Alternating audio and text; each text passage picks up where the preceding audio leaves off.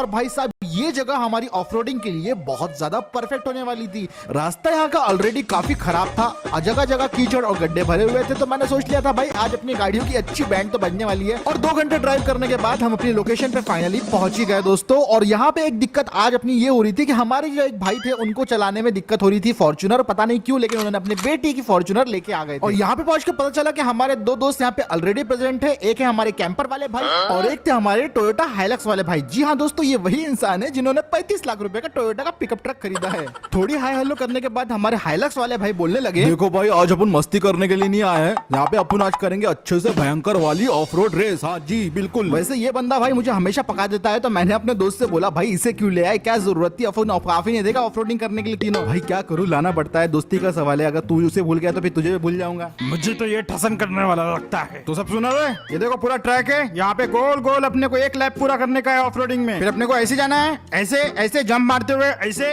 इधर से उधर से, ऐसे ऐसे, फिर मुट्ठी चला के ऐसा थप्पड़ मार के ऐसा ऐसा। इसीलिए हम इसे लेके नहीं आते क्योंकि ये बहुत पका देता है, लेकिन क्या करें मजबूरी थी।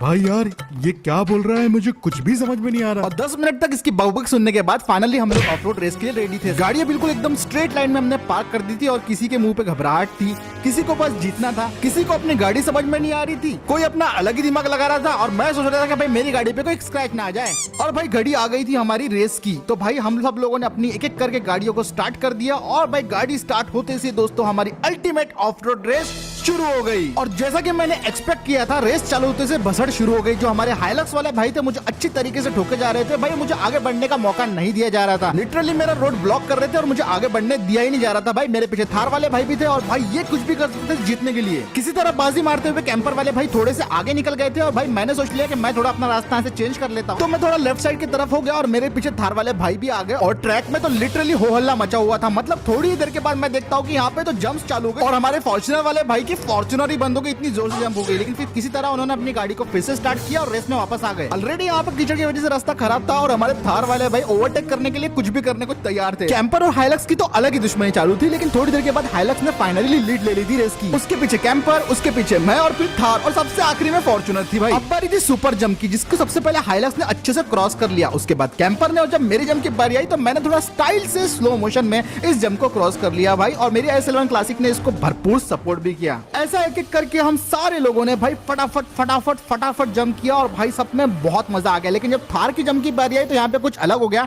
जैसे थार ने जंप किया, उसने लैंड तो गलत जगह किया, लेकिन इसको बेनिफिट मिल गया। वो साइड से भाई किसी तरह ओवरटेक किया और थार वाले भाई अब फाइनली लीड कर रहे थे और हम लोग हाइलक्स और स्कॉर्पियो भाई बस राह देखते रह गए। हम दोनों ही अब थार को पीछा करने के लिए भाई लड़ रहे थे और यहाँ से फॉर्च्यूनर और कैंपर वाले भी भाई पीछे आ रहे थे, क्योंकि लगता है इनको जंप में थोड़ा डैमेज पड़ गया था। और फिर जैसे जैसे हम लोग आगे बढ़ रहे थे ये रेस और भी ज्यादा इंटेंस होती जा रही थी। अभी तो ऑफ रोडिंग से ज्यादा अभी ये रेस बन चुकी थी। मैं किसी तरह कोशिश कर रहा था भाई हाइलक्स को पीछे करने के लिए, लेकिन ऑब्वियसली वो हाइलक्स एक पिकअप ट्रक है तो यार उसको पीछे करना इतना ज्यादा मुश्किल हो रहा था मेरे लिए कि क्या ही बताऊं। ऊपर से यार जो 4x4 है इसका स्कॉर्पियो क्लासिक का, हाइलक्स से थोड़ा सा कम है, जिसकी वजह से मैं पीछे रह ही जा रहा था। थोड़ी देर बाद थार वाले भाई लीड ले लेते हैं, लेकिन उनकी लीड ज्यादा देर तक चलती नहीं, क्योंकि सामने बहुत ही भयंकर रास्ता था, जिसकी वजह से उनकी जो पूरी गाड़ी है 360 घूम जाती है और वही बंद हो जाती है। इसका फायदा उठाना चाहते थे हाइलक्स वाले भाई, लेकिन वो असफल रहते हैं और भाई फिर से थार वाले सामने आ जाते हैं और फिर थार वाले भाई लीड ले देते हैं। मेरी गाड़ी थोड़ी फंस गई थी, मैं उसे निकालने की कोशिश कर रहा था। इतने में भाई कैंपर वाले भाई को फॉर्च्यूनर वाले भाई फिर ठोक देते हैं और उनका भाई उनकी भी गाड़ी वहीं पे घूम जाती है और भाई फॉर्च्यूनर वाले भाई अब 4th नंबर पे चल रहे थे। थार वाले भाई को अच्छी खासी लीड मिल गई थी। मैं किस तरह जंप करते करते भाई अपनी क्लासिक को आगे बढ़ता रहा था। हाइलक्स तो भाई आराम से यहाँ पे ऑफरोडिंग किंग थे भाई, लेकिन किसी तरह थार को अभी तक वो पीछे नहीं कर पा रहे थे, क्योंकि भाई थार तो एक ट्रू ऑफरोडर है। तो यहाँ पे मैं अपना थोड़ा सा दिमाग लगा के एक शॉर्टकट लेके और 2 जंप्स करवा के मैं पहुंच जाता हूँ दोस्तों थार के पास। और भाई लगभग मैं इसको लीड में पीछे करने वाला था, लेकिन ये भाई भी भाई 4x4 का अच्छा फायदा उठा रहे थे, बिल्कुल आगे जाने ही नहीं दे रहे थे। और बस यहाँ पे अभी कांटे की रेस चल रही थी, कभी हाइलक्स आगे, कभी थार आगे और कभी मैं तो भाई बहुत मुश्किल से आगे आ रहा। और तभी कीचड़ वाले रास्ते में कुछ ऐसा होता है कि मैच पलट जाता है अचानक से दोस्तों। यहाँ पे भाई हमारी थार पलट जाती है बहुत बुरी तरीके से, क्योंकि उन्होंने अपनी स्पीड कम नहीं करी थी और मेरे लिए अच्छा मौका था भाई ये थार को फिर से पीछे करने का। मैं यहाँ पे अपनी गाड़ी को फटक से आगे बढ़ा लेता हूँ। फाइनली मैं 2nd पोजीशन पे लीड कर रहा था। 4th पे तो फॉर्च्यूनर ही चल रही थी, पता नहीं उन्हें चलाना नहीं आ रहा था और भाई कैंपर हमारा शायद खराब हो गया था और एक जगह अटक गया था। थार वाले भाई काफी ज्यादा बौखलाए हुए थे, क्योंकि भाई मैंने उनको पीछे कर दिया था, तो वो किसी भी तरह जंप्स करके मुझे पीछे करने की कोशिश कर रहे थे और मैं कोशिश कर रहा था कि किसी तरह भाई हाइलक्स को मैं पीछे कर दूं।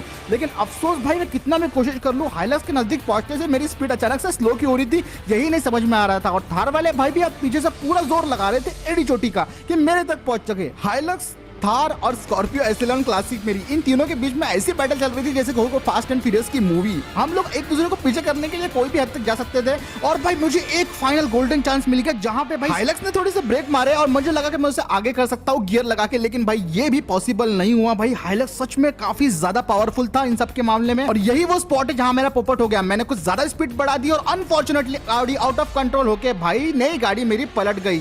थैंक गॉड ज्यादा नुकसान नहीं हुआ, लेकिन पोपट तो जरूर हो गया। और भाई अब क्या था, हाइलक्स जीत गया, सेकंड नंबर पे थार आई और भाई मैं आ गया थर्ड नंबर पे। इसको बोलते हैं दोस्तों टोटल पोपट। फोर्थ नंबर पे तो ऑब्वियसली फॉर्च्यूनर आ गई भाई, उन्होंने तो बड़े संभाल के अपनी गाड़ी को लेके आए और आखिरी में आ गए हमारे कैंपर वाले भाई। किसी तरीके से अच्छी खासी सबके गाड़ियां गंदे हो चुके थे, उससे भी पूरा मेरी गाड़ी में थोड़े बहुत नुकसान भी हुए थे क्योंकि मेरी गाड़ी पलट गई थी। और अब ये जो बंदा है ना, लगभग 1 साल तक ये अपना पूरा सीना चौड़ के मुझे ताने मारते रहेगा कि मैंने तुमको अपने हाइलक्स से हराया हूँ, हाइलक्स से हराया हूँ, जो कि ये अभी भी करीच रहा था। देखे बेटे टोयोटा टोयोटा टोयोटा है टोयोटा। आज तो पोपट हो गया, पर अब कभी रीमैच लेके इसको हराएंगे दोस्तों। तब तक आज